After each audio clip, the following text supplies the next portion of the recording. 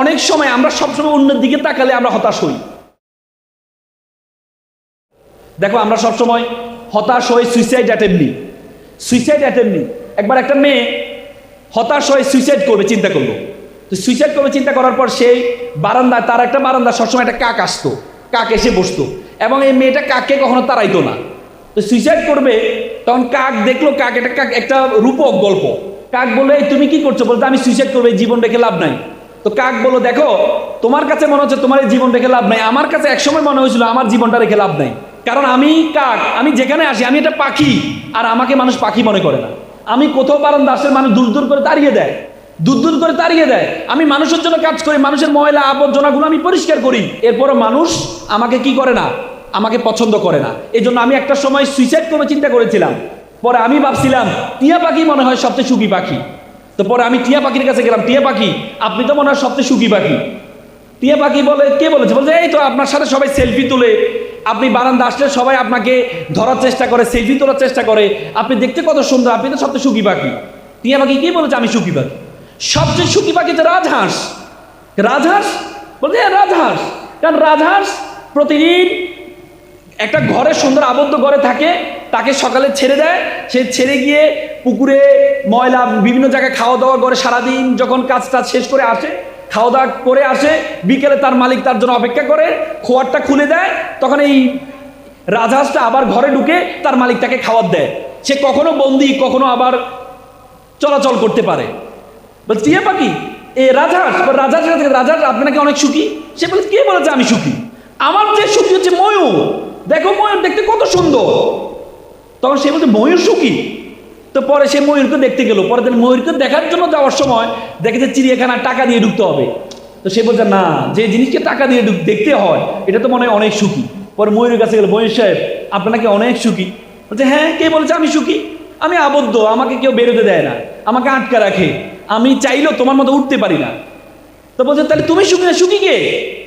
তখন ময়ূর বলল, সুখী তো তুমি। বলে আমি সুখী? বলছে হ্যাঁ তুমি সুখী। তুমি মানুষের জন্য কাজ করে যাও, তুমি দিব্যি মানুষের ময়লা পরিষ্কার করে দাও, তোমাকে কেউ আবদ্ধ করে আটকে রাখে না, তোমাকে খাঁচার মধ্যে বন্দি করে না, তুমি দিব্যি মানুষের জন্য কাজ করে দাও, তোমার মতো সুখী আমার মনে হয় আর কোনো প্রাণী নেই। তখন কাক চিন্তা করলো, আসলে তো আমি সুখী, এতদিন তো আমি জানতাম না আমি যে এত সুখী, তার মানে তোমরা অনেক সময়, আমরা সবসময় অন্যের দিকে তাকালে আমরা হতাশ হই। আল্লাহ রাসূল বলছে ডোন্ট লুক আপ, তুমি কোনো উপরের দিকে তাকাবা না, ইউ লুক ডাউন, তুমি সবসময় নিচের দিকে তাকাবা। এই জন্য তুমি কোনো অসুখী হবা না। এই জন্য তোমরা এখানে যারা আছো, তোমাদেরকে থিঙ্কিংয়ের, চিন্তার জগৎটাকে বাড়াইতে হবে। দ্বিতীয় যে টি মানে টার্গেট। তোমরা এখানে যারা শিক্ষার্থী আছো, তোমরা তোমাদের জীবনের বড় একটা সময় পার হয়ে আসছো। ইন্টারের যেই সময়টা is the very important crucial time for your life. তোমরা বলো যে ভাইয়া এই কথাটা তো আজীবন এই কথাটা শুনে আসছি যে এটা গুরুত্বপূর্ণ সময়। তোমরা যখন পিএসসি পরীক্ষা দিচ্ছিলা, তখন তোমার মা বলেছে, মা বাবা তোমার জন্য সবচেয়ে গুরুত্বপূর্ণ পরীক্ষা। তুমি বিশ্বাস করে পরীক্ষা দিলা, পিএসসি পাস করার পর A+ পাইলা। জিসি যখন আসলো তখন মা বললো, মা তোমার জন্য সবচেয়ে গুরুত্বপূর্ণ পরীক্ষা। বিশ্বাস করলে, আবার পরীক্ষা দিলা, আবার A+ পাইলা। এরপরে 1-2 বছর যাওয়ার পরে বললো যে এসএসসি পরীক্ষার সময় এসে বললো এটা হচ্ছে সবচেয়ে গুরুত্বপূর্ণ পরীক্ষা। বিশ্বাস করলে A+ও পাইলে, A গ্রেডও পাইলা। এবার এসে আমি তোমাদেরকে বলছি নবীন বরণ অনুষ্ঠানে, তোমাদের জন্য সবচেয়ে গুরুত্বপূর্ণ এক্সাম হচ্ছে আগামীর যে পরীক্ষা। এমনকি তুমি বিশ্বাস করবা না, কিন্তু এটাই গুরুত্বপূর্ণ। কেন? পিএসসির জন্য তুমি 5 বছর সময় পেয়েছো, জেএসসির জন্য তুমি 3 বছর সময় পেয়েছো, এসএসসির জন্য তুমি 2 বছর সময় পেয়েছো, আর ইন্টারের জন্য তুমি 1.5 বছর সময় পাবা। সময় যত কমে যাবে, তোমার পরীক্ষার গুরুত্বটা তত বেশি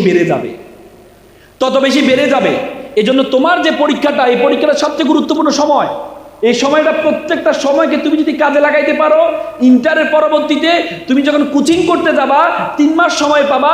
এই 3 মাস পর তোমার যে পার্থক্য, তোমরা আজকে যারা তোমার পাশে বসে আছে, তোমরা যারা ঢাকা বিশ্ববিদ্যালয়ে চান্স পাচ্ছে, ঢাকা বিশ্ববিদ্যালয় ধরো ডাকসুর বিফি হয়েছে, জিএস হয়েছে, এবং কি ঢাকা বিশ্ববিদ্যালয়ে পড়ে সে সরাসরি মন্ত্রী হয়েছে, আসিফরা মন্ত্রী হয়েছে, মাহফুজরা মন্ত্রী হয়েছে, তার মানে বাংলাদেশের ফার্স্ট ক্লাস নাগরিকে পরিণত হয়েছে।